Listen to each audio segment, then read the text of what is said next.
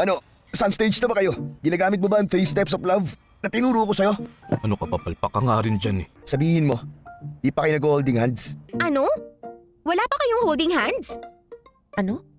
Ba't namin gagawin yun habang kumakain? Bakit wala man lang siyang ginawa? May psycho problem ba siya? Ikaw may psycho problem. Naalala ko, inawakan niya ako nung lumindol. Sa isang life and death situation, kailangan may gawin talaga siya. Pero kung yung normal na araw lang, tingin ko, mahina siya. Hindi naman kasi tama ang timing. Lalabas kami bukas. Makinig ka.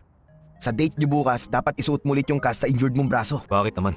Para magmukha kang kawawa. At susubuan ka niya. At kung manonood kayo ng sine, sasuggest ko na horror para pag natakot siya, lalapit siya at pagkatapos nun, yun na ang tamang pagkakataon mong maakbayan mo na siya.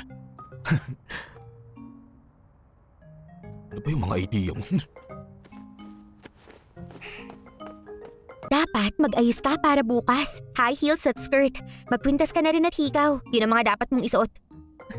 Huwag kang mag-alala. Hindi ako makikinig sa advice mo.